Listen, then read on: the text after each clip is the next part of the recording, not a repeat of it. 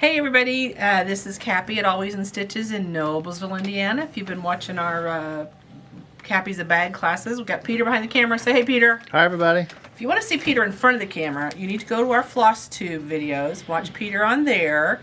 He makes an appearance. We get him in front of the camera once in a while, and he's actually very good in front of the camera. We just need to have more opportunities to do that. But anyway, so if you want to see Peter in person, that's how you go. Go to floss tube.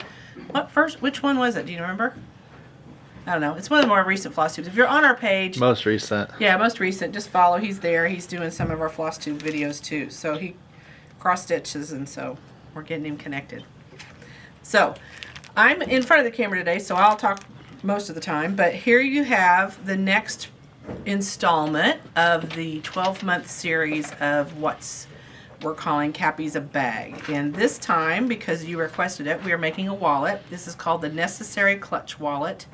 It's designed and written by Janelle McKay, and this is one of the Emmaline bags patterns. I love the Emmaline bag design group. Their patterns are outstanding. Just find their page. You can order from them. They offer really good hardware. They offer really good fabrics and cork and leather and vinyl and faux leather or vegan leather, whatever you want to call it. I really, really love their products. And this is a really well-written pattern. So we aren't having our in-store class this time, and so a lot of my students this time are having to actually watch the video instead of be in store. But this is a good one to do because the pattern is really well written, great descriptions, and it's a lot of fun to make. I've got one that's completely cut out so you can see the cutting out process, and one that's just about ready to assemble so that I can show you the different parts of the process without having to make a 2-hour video, right, Peter, like we did. What was the one? The Sandhill Sling. Oh my gosh. Thought my arms were going to fall off. It shall remain in infamy. That one seemed to go forever and ever, but try to keep it a little short. Of course, I mean, they're at home. They can just stop and start the video, I suppose. But for those of us filming it, it got a little bit tedious. But anyway, so she has several pieces. She has lovely pattern pieces. Some of the pieces you're going to cut out based on the pattern. Some of the pieces you're going to cut out based on square dimensions that she gives you. You're cutting out fusible fleece. I like to use the 808 fusible fleece. She actually recommends a woven, not fusible fleece. I Decor bond. Decor bond. I don't mean fusible fleece. Retract the fusible fleece word. It's basically the interfacing that you're using. But decor bond is what I like. She recommends a woven. I usually use the kind that's not woven, but that works for me. You use what you want. There is some concern with the woven crinkling and smushing sometimes, or not, the non-woven crinkling and smushing. I find if I use a little starch with it, it does just great. But get to know your interfacings and which one works for your project. But I would interface every piece that she recommends. You also have to do a piece that's out of heavy... So to be clear, okay, if you're interfacing every piece that she says to interface, for this project, you use the 808 decor bond, correct? yes. Okay. And with the exception of one piece. One piece. Which it says heavy bag stabilizer, which is Peltex, which is this like firm, you know, cardboardish almost like stuff. And this is the one that has the Peltex? Yes, this is the Peltex piece. So it's piece C. Oh, that is firm. It's very that's firm. Super firm. And it needs to be because it makes a part of the wallet cover that you want, and it's pretty solid. This happens to be one side fusible. They make this 2-side fusible. Fusible's not really the issue for this. It is kind of nice if it's fusible. Pretty much everything I use is at least one side fusible, if not 2-side fusible, just because I like it all to stick together. Okay, so that piece, and then you have a lining, which I chose this Tula Pink Dots, and then you have your exterior piece, which I'm still in Tula. You know how I am. This is her Dragonfly fabric. What I want to show you is for the front flap, I wanted to center this dragonfly in that. Well, in order to do that, it was really nice because this piece that goes over it, I could use that as my frame to make sure that I got that centered up just perfectly. So when I was looking to cut that piece, I used this to kind of sight read where that piece was going to be cut. And that worked out really nicely. The rest of the pieces, I don't care. They're just random. So let's get started. It tells you, every pattern piece tells you how many pieces of exterior lining are fusible. Just do exactly like she says. She does have you go back and cut the pieces about 1/4 of an inch smaller after you cut them, just so that they will cut what, 1/4 of an inch smaller? Your fusible interfacing, you cut about 1/4 of an inch smaller than the pieces, so that it's not in the seams, which I thought was a nice point. Yes. A lot of times they leave it in there and it creates a lot of bulk. The way this wallet comes together, less bulk is going to make you happy. So I like that. One of the other things that it uses is, this is a turn lock, and the installation of this is not for the faint of heart, but it can be done. But I chose this turn lock. The one that I'm going to show you that's almost done, I used a silver turn lock. But this turn lock is a really nice finish to it, and it really makes the bag shine. I mean, I've talked about before, the hardware is the icing on the cake, and this hardware is just lovely. So it does a nice job. So you're talking your fusible interfacing, your exterior, your interior, and this piece of hardware. That's it. So there's not a whole lot in this. A little piece of Peltex, and it's pretty simple. When you cut your pieces out, you also need 1 square of this heavy Peltex, this heavier Peltex that you use, and it goes right here. It shows on the pattern where to place that. It says fuse stabilizer here, and I use the Peltex because that's what's going to support that lock, and you want that density in there to support that lock to be sure that it's going to be okay. So just be sure you cut that little piece. And the way I fuse that is, rather than put it on top of the fusible, I put it between. So there's my interfacing, there's my piece of heavy Peltex, and I left that up just a little bit so you can see there's the heavy Peltex, and there's the back of my exterior. So I made sure that is underneath that. It just makes for a smoother finish instead of having this on top. You could, I like to sandwich it between there. And the easiest way to do that, to know where to put it, is to just take this, and then I take my friction pin and I put dots, dot, dot, dot, dot, and that makes a dot on that piece of fabric. Goose, yeah. And then I can just put that right where it needs to be based on where those dots are on my fabric. So it makes it really simple to place that and get it in exactly the right spot. The other trick that I figured out, and I don't know why I didn't figure this out before, I always try to label every piece, and I used to like put Post-it notes and pin them on, and I've stapled them on, I've done everything. Guess what my friction pin does? What? It writes on this beautifully. Exterior panel, look.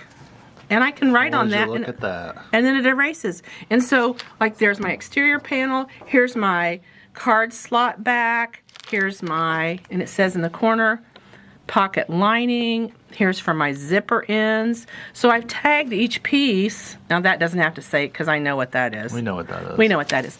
But like, this is the card pockets. So I just started writing on them everything that I know what it is, rather than try to figure out what it, with your friction pin. With my friction pin. Nice. Because it's going to erase anyway, and it's on the wrong side of the fabric. I might not do it if it was on the right side of the fabric, but that was just another little tip that, what do you say about that, Peter? Worth the price of admission. There you go, worth the price of admission. So where this pattern starts is you have to start sewing pieces together, and I'm gonna skip through some of this because, like I say, the pattern is excellent. Some of the pieces I'm not going to have to show you, but you sew. Obviously, you're going to have to sew the exterior 2 pieces together. So there's my outside, this is my lining, those go right side together, and you can see they're 1/4 inch, the interfacing is 1/4 inch smaller, and I'm just going to sew on these 3 sides just like she tells me. The other piece that you have to do to get the wallet done, to do the flap, is this piece, and this piece I thought was a little tricky. The one that I'm going to show you that's almost completed I did in leather. I'm not real sure I do it in leather again. I mean, you can do it in leather, but it takes a little bit of technique. So with these 2 pieces, what you're going to do is you have the Peltex piece that's a little smaller than this piece, and what I want to do is put these 2 together like that. So you see how they come together? So you know what I'm going to use? My good old double face zipper tape. The good old zipper tape that we don't call zipper tape. We call it zipper tape. Well, that's actually double face tape. And I'm just going to put that on here like that. in little pieces all the way around so that, and it doesn't like to stick to the Peltex. I'm just going to tell you right out. The Peltex and it do not get along real well. But once I get it going, it's good. There we go. So now what I'm going to do then is I'm going to fold all these pieces over. Now I have to cut it to get it to do that. Like I have to trim these pieces and do like little cuts so I can fold it. So let me get the tape on it, and then Peter can pause for a minute and rest his arms, and then I'll show you how to fold these pieces over with my stylus. So I have my piece C and my piece B. The piece B is out of fabric, piece C is out of the Peltex, and I've taken my double stick tape and I've gone all along the edge here of piece C, and I'm just kind of tugging this and putting it in place, and I may, like these two spots, I'm probably going to have to clip just a little bit. I want to be careful not to clip too far up because I don't want it to tear, but see, that just allows it to make that curve. And then we're going to get in here. And this is just one of those, you know, you kind of play with it as you go. Kind of snip it and pull it and snip it and pull it. When I get to the corner, I'm going to kind of do that so that it's at an angle. And I'm going to pull that piece in. See, I pull that up, do that side, pull this around. Pull this around. I did this with a leather, like a faux vinyl piece. Yikes, was that a little scary. But this isn't going to show. This entire back is like put down, so it doesn't have to be like beautifully done. It just has to be attached. So I'm going to put that up in there. And then that makes my edge that goes all the way around the top. So I'm just going to smooth that out, make sure it looks good from the other side. Look how fun that is. Now, it does stick down about 1/4 inch here. She's undersized her interfacing on all of these. That's purposeful, so don't think, oh wait, they're the wrong size. They're fine. But I didn't cut these corners very deep either. There's a little bit of cushion there so that frayed part is not going to stick out. So that goes there. And then this, when I sew these two pieces together, will now go on top of this, just like that. And there we go. Because that'll have the 1/4 inch off. And then look how prettily framed my dragonfly is. That's going to be really a pretty piece. That is. Isn't it going to be nice? That's going to be really nice. Really, really nice.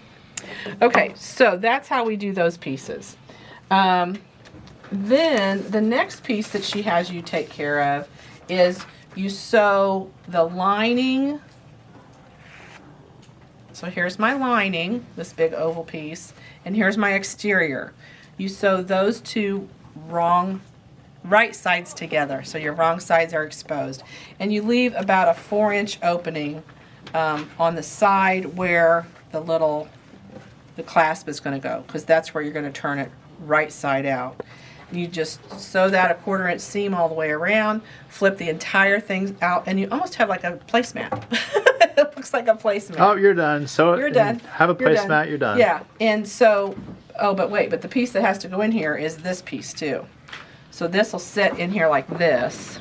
And catch it in the seam. And catch it in the seam, exactly. That's going to be Was there marks on the pattern for that? Yes. On placemat? Yes, there are marks on the pattern. Cool. And actually, what I did was I just centered it. So I just found the center of this piece and the center of this piece, locked them together, did just like that. Put that inside, sew this together. So my lining will be to my lining, my exterior to the exterior, and then sew around and leave a 4-inch opening right here. Sounds like a plan. Sounds very simple. Yeah, it is very simple. And the instructions are excellent. I think the only other part that got a little confusing to me, and I think if you've not made wallet pockets before, it can be confusing. There's the piece that she has you cut to make the card pockets, and you cut 2 of them. They're exactly the same size, and then you have to mark them. So again, we have our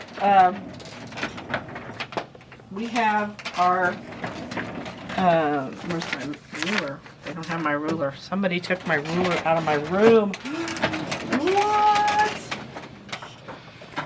It's not. So she gives you the dimension to make lines. Now what these lines do, there's 6 of them, is they make your card pockets. And I'll show you how to do these. That makes it kind of simple. 1, 2, and it's got a little bit more, so we'll make this work.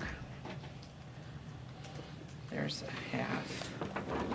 This is a wonky ruler because our regular ruler is missing. So we'll go this way.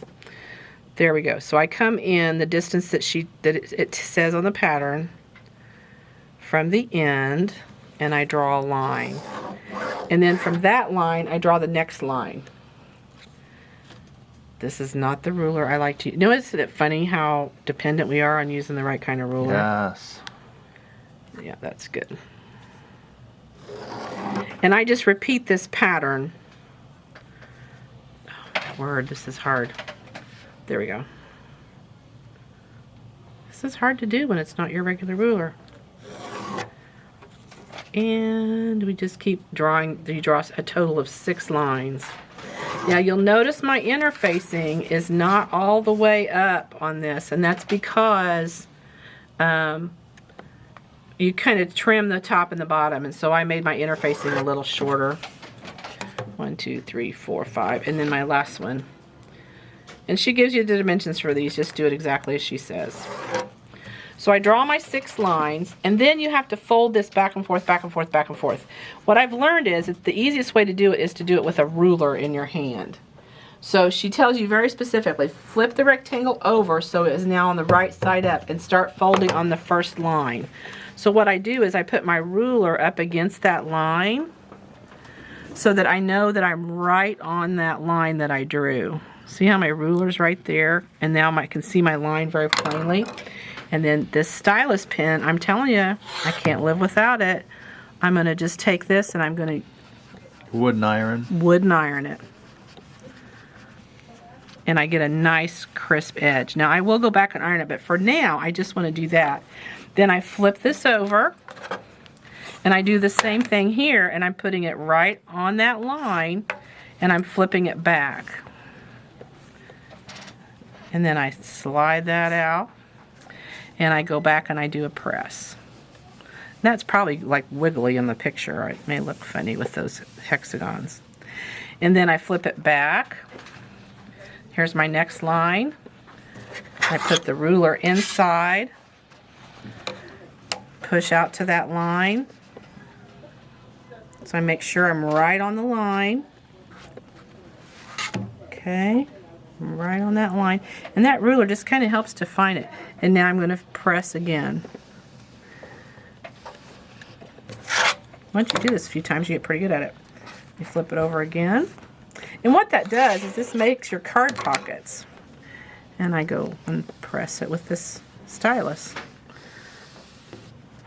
and I flip it back again. This time leave it inside. Puts that ruler against that line, and even the pen kind of makes that a little bit of a demarcation. And then here, back again. There you go.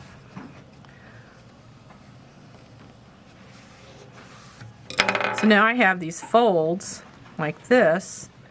They're about 1/4 inch apart, and that's where the card pockets are going to slide in. I then press this really good with my iron, and I'm going to top stitch across the top of each of these folds, right here and right here, so that I have one like this. I'm going to do the same thing with this one, and then I have 2 sets exactly the same, just like this, that'll have these folded pieces, and that makes my card pockets. So now I'm going to get you the other one so you're not confused here. You're going to see the one that's already in progress. You then take those 2 card pockets that you've made. So this is the same thing right here. Here's my card pocket.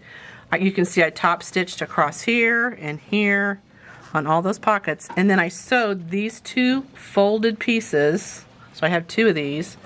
One on this side, one on this side. Pockets are going this way, the folds are going that way, and folds are going that way. And I sewed that piece together so that I made it one big piece now. And she has you trim that then to the dimensions that will fit the piece that you cut, called the card slot back. And you only cut one of those. And that piece then you put right sides together like this. And I sew it on, I think she has you sew it on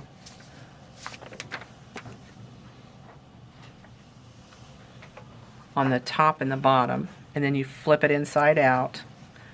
And then you sew down the sides to hold it in place. So I end up with a unit, a nice square unit that has card pockets going this way, card pockets going this way, and a seam in the center with one piece on the back. Making sense? It actually comes together really nicely, and that's going to be the inside of the wallet to hold all the card pockets. You also sew down the center, so you can put pockets here, or cards here and cards here.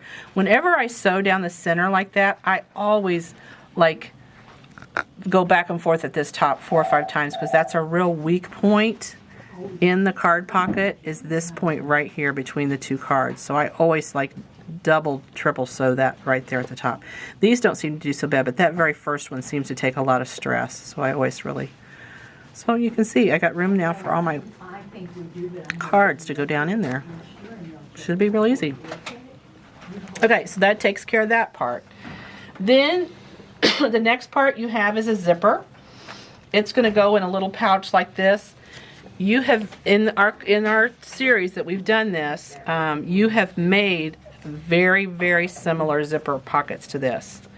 The way this pocket's going to go in is it's going to go like this and fold. It's going to be in the center. So you need to follow her directions exactly, but they're excellent. And you have put a zipper in. Putting the zipper in this at this point in this class series will be no problem for you. The part that might be a little confusing is the way this pocket goes together, because the lining pocket doesn't go all the way down inside here. It's only a partial pocket. So when you read that, it might be a little confusing, but her pattern, again, kudos to the pattern writer on this, because she does a really, really nice job. She has great illustrations on how to put the zipper in, and then she has a great illustration on how that pocket goes together, how it sews together, and you leave one end open and you flip it inside out. Again, we've done a very similar bag in a previous class. If you didn't see it, go back and check that class out. So now I have my tablecloth, my placemat piece.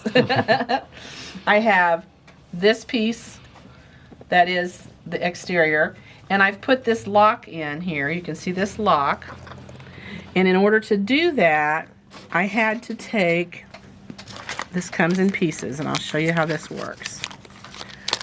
Again, these Emmaline, this is from the Emmaline bags, it's her part, has a excellent, excellent picture of how to put this lock into any project.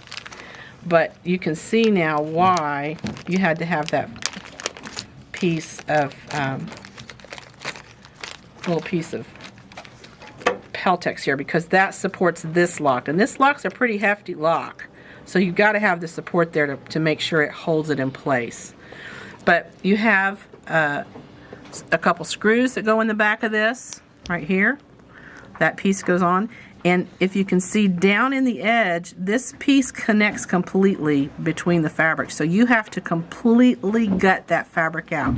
What I'm going to suggest that you do when you put this together is lay this on the fabric that you want it to cut, and take your friction pin and draw the line in there, color that in, and then cut it out. And you'll have to sometimes take a little bit of the interfacing out as well. And in this situation where I put this on the vegan leather, I had to really cut that leather back so that would nestle down in there. But once you get those two pieces to snap together, then you put these screws in, and that holds it in place. This piece assembles just like any other. You have the piece that it goes through the back of the fabric, and you push this through those little, it goes either way. Push that up and out. And her diagram shows that right here. You can see they push it through the fabric and through. So that's a super simple piece. I really love, I'm excited how this is going to look. I think it's going to look really cool. So I have 3 pieces now. I have the exterior, I have the interior pocket, and I have the slot, the card slots. And so I start with the card slots. And they set right in here. Now these are raw edges because of the way it was designed. And that sits right in between in the middle. Just a little bit of a reveal here, a little bit of a reveal here. Okay. And I fold this in and this in. And I'm going to sew those down. And then that will catch my card pockets. Make sense? Mm-hmm. So we're going to go, I'm going to go to the sewing machine here and do that. And get these sewn in place. That looks pretty cool. I'm excited to see this done. I'm real close. All right, I'm going to sew. Now this is pretty thick, what I'm sewing through. I've got 2 layers of cotton, 2 more layers of cotton. I've got all these little pockets in here. This is a fairly dense piece. So what I've done on this machine, I have the opportunity to back the pressure of the presser foot off a little bit. I'm going to back it off even more. I'm going to roll that all the way up to about 1 or even a half, because that thickness is hard to get through there if that presser foot is pushing down too hard. The other thing is, there's a 14 needle in here. I happen to know there's a 14 needle. I'm using a 40 weight thread, okay, because I like that 40 weight thread, and I'm going to lengthen my stitch length. So when quilting, we're using an 1.8, 1.7 when we quilt or piecing. On this, I'm going to use about a 2.4 when I'm sewing seams. When I'm top stitching, I'm using a 4.0 stitch length. So just be aware of that. And then I want this snug in there because this stitch has to catch the pockets. So here we go. That's pretty dense. It's a pretty hefty chunk there we're going through. So we'll see how she does. And we're supposed to be in 1/4 inch, so, and I'm going to go back and forth because I'm going to suspect this point at the beginning of this is going to be a weak point in this wallet because it's going to want to tug. So I'm sewing through that a couple times. She's going a little fast for me.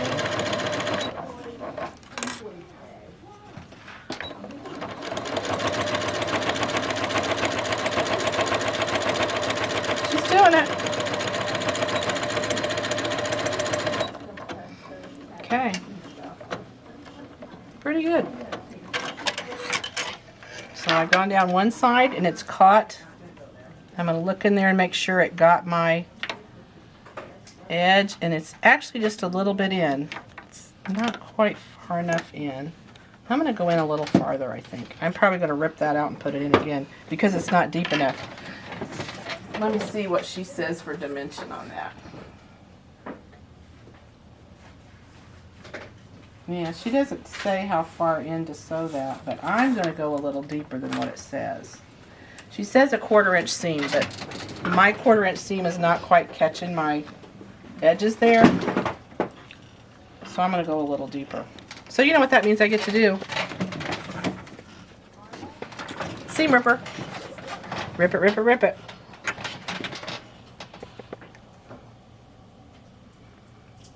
I'm going to do that again.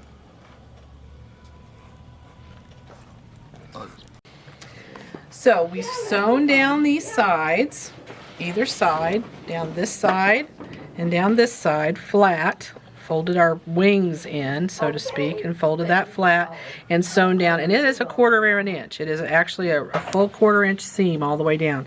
I didn't use a full 4.0 stitch length on that because I think this could be a weak point in the purse, so I did use a smaller stitch than all my other top stitching. Any place else you look at this, you're going to see the top stitching is 4.0. But the next piece we're going to take is this little fun little zippy pocket piece that you did. And it lays right here in the center, just like this, just like the other piece did. Like that. And connects between these two wings. And we're going to sew through this piece like 3 times. She has you sew 3 lines across here. So I'm going to use my measure. That sounded smart, didn't it? I'm going to use my Your measure stick? My measure stick to make sure that I get these like equal distance away and draw lines because that's what they're for, to get those where I want them. So I'm going to come in here, going to come in here,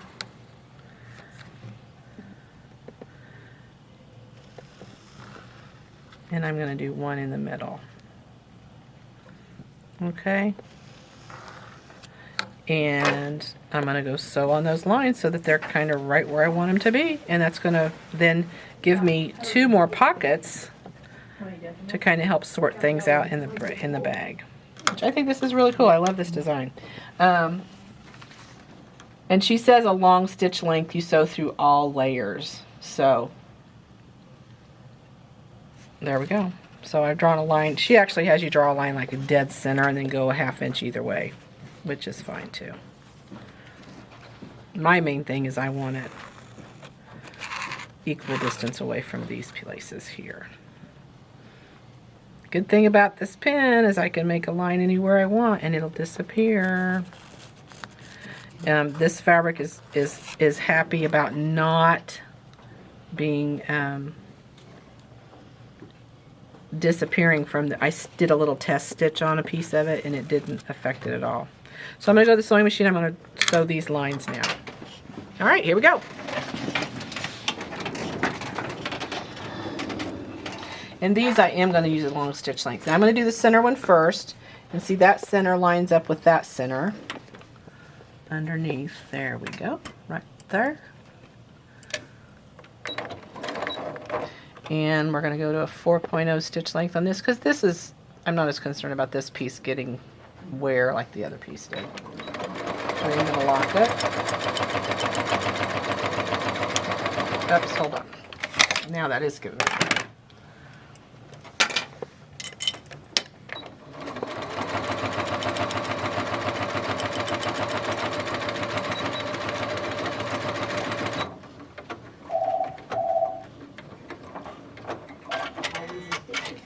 And then I'm going to sew on either side of that. I can actually use the width of my foot to determine that as well.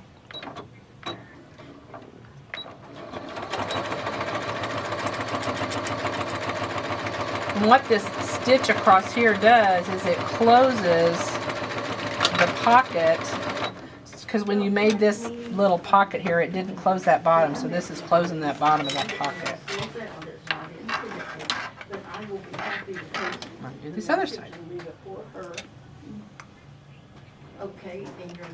I think it's going to be a great wallet because it's going to have room for my phone. I could put like a lip gloss in here. I could put some keys.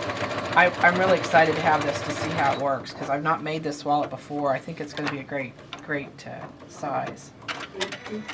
Okay, so now all these lines that are in there that I've made, watch them disappear. Wah, wah, wah. Look at that. That is one of the reasons I like a friction pen. Now, be careful if you're using it on batiks or some fabrics, it will lift the color. And be aware that if you drop this in someplace that's 20 or 30 degrees or freezing, the lines may come back. But I love that that just took away all my lines. So there's the wallet basically at this point. But now we have these little wings hanging out. So it's a burrito. It's a burrito. It's a burrito wallet, isn't it? It's very cool. And you actually could get away with it just being like that. I mean, you really could if you wanted to. But she has you draw some lines. And she gives you dimensions in the pattern on how to draw these lines. And how to measure for them. So I'm going to do exactly as she says and just kind of start my lines like she recommends. So I would, again, I'm not trying to reveal anything in her pattern. I want you guys to buy this pattern. I'm not going to tell you how to do it and give you those dimensions. You need to have bought the pattern. But I'm going to draw lines. And again, I'm using this friction pen because it's just so user friendly as far as disappearing. There's those two. And let me drop my thing down here and pick this up before I step on it. Same thing over here. Same dimensions.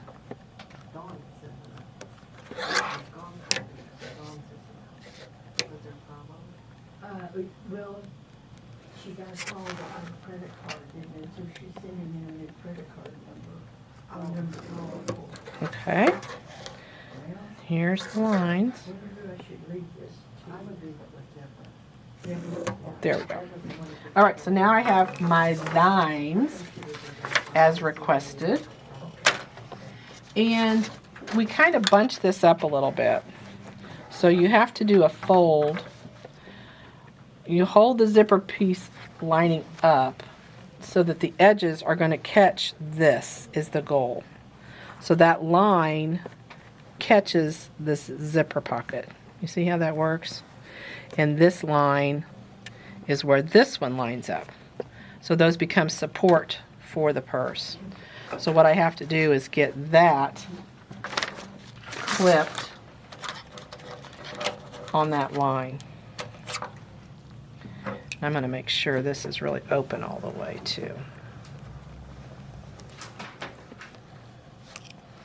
So that lines up right on there. And then I clip it. And I'm going to sew through this. And it runs at an angle. That's why it's not straight. And then I do the same thing with this one. I put that on that line and I clamp it.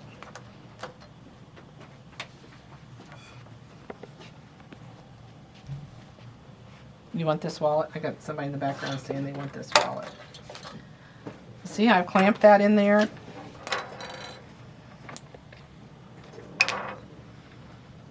We'll do this one first. We'll do the flat one first. I think I'll do each end first. Yeah. And then that one lines up there. Like that. So now I'm going to sew. And what that's done is it's created a little pocket in there. So now I'm going to sew down each of these sides. To the sewing machine we go. And if I lay that back like this, I should be able to get back in there pretty good. Okay, here we go. I think I'm going to put the walking foot on this machine. Hey, trouble. Somebody just came to work. Okay, so Peter, confess what you just said to me. Say it on air. So that's what a zipper foot's for. Well, so these side pieces. You got more tricks in your bag than trick-or-treaters have candy. Yeah, so this side piece sewing here, this lining this up on that line and sewing through that is a little intense. I put my zipper foot on this machine, okay, because my needle will move to any position, and so I can get really close to an edge here and still have a foot. And so that's how I sewed this, and I pulled everything out of the way, and I put this down underneath there, and I sewed down. I didn't have to go all the way to this edge. I just sew it down to there. It's just to stabilize it. So I'm not going to get all the way down into here because I can't get there from here. I just can't. But that's good enough. It holds it up. So now I'm getting ready to do the next piece. And again, I've drawn my line and I'm just lining this edge of this piece up with that line and catching it in between there. Just like that. And now I'm going to move everybody out of the way. So all that's sticking out is that ear. And I'm going to push this down in my machine.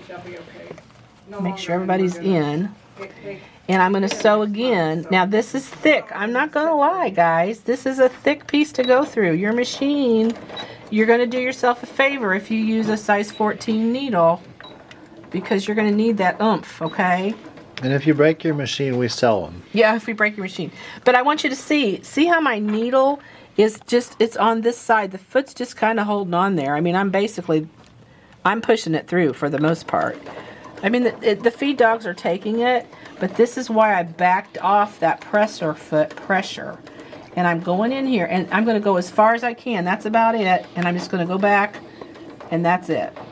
So I don't have to sew all the way up to this bottom edge. It's okay if there's a little opening in there. It's still down inside the bag. And you can see I've got that, and I caught that pocket. So now we're going to do the same thing on the other side. There's my line. I'm going to line this up with that. I'm going to clip it in. So I'm clipping that in. Then I'm pulling everybody out of the way, making sure that that bag is in there fully. We're going to pull everybody back. And now I'm going to get in that again. Make sure she's on the line. And that's a big old chunk, but it's okay. She can do it. I've got that 14 needle in there. I've got the heavy thread. I've got that walking, or the zipper foot giving me all the space that I need to get back in that corner. And I'm just going to sew to where I can't push it forward any longer because the foot's going to bump into this. I'm going to lock that in. See, now it's stopped where it can't really go any further. That's close enough to the bottom edge. I don't have to get all the way down in here. So don't fret about that, okay? Because somebody would somewhere. Guess what, guys? What? We're there. Looky there. Now, I did put leather on here. This is the vinyl. But look at that. Isn't she just adorable? Let me make sure there's nothing else in the pattern. Nope, that's it. So there she is. This opens up. Look at all the space I've got. I can put 8 cards there, 8 cards there. I've got a little pocket here. I could put some money in there. A little pocket here. I can stick my coupons in. This divider gives me a spot. I think my cell phone's going to fit right in there. Probably could get a lip gloss in there. Then I can slide this open and put my change in there. And this pocket that previously was unsewn got sewn when I sewed this in the bottom. And because this has 3 lines across the bottom, it's almost like a little flat. You know, as that sits, it's going to get kind of flat. So there she is. This might be my new favorite wallet. It really turned out nice. It's not been pressed yet. I'm going to get my spray starch out. I'm going to get my heavy spray starch. And I'm going to get my little shovel iron, my little, I call it my little shovel iron. He's giggling. It looks like a little shovel head. It's about that big. It's Clover makes it. And it gets hot. I mean, it's like surface of the sun hot. And I will take that and I will spray starch and I will just go all over this and just let that sink into this and really firm this up. But this is a good solid wallet. I mean, it's got a nice weight to it with that with the fusible interfacing that I used. I like it. It's a good weight. You could maybe go a little denser if you wanted to, but I think it'd be kind of hard to sew through. So there it is. I love this wallet. I can't wait to I'm going to actually gift this to somebody. I've got a plan for somebody that's going to get this. It's not you, Virginia. Sorry. She's been watching this the whole time, drooling. She wants it. But anyway, there it is. This is the... I know, poor Virginia. Do you hear her crying out there? She didn't get what she wanted. I can't find the picture of it now. Well, this is the... Here we go. There it is. The Necessary Clutch Wallet by Emmaline Bags. And any questions you have, don't hesitate to give me a call. 317-776-4227. You can also email me at no, that's the website. Website's www.alwaysinstitches1.com. And my email is Cappy. It's like C-A-P-I, like a baseball cap with the letter I on the end, at alwaysinstitches1.com. So send me your questions, your comments, your ideas. Maybe you've got a tip or a trick that's really helped you make this wallet if you haven't done it before. But I'm impressed. Very good. Good pattern. And I think it's very usable. I see putting some like little hooks right here, some little clasps, and you could actually make this a little side body. It would not be difficult at all to tuck that into that wallet right there and put a little strap on it, and then this really could be a complete bag by itself. So thanks for watching. I hope you have a happy stitchy day. Bye-bye.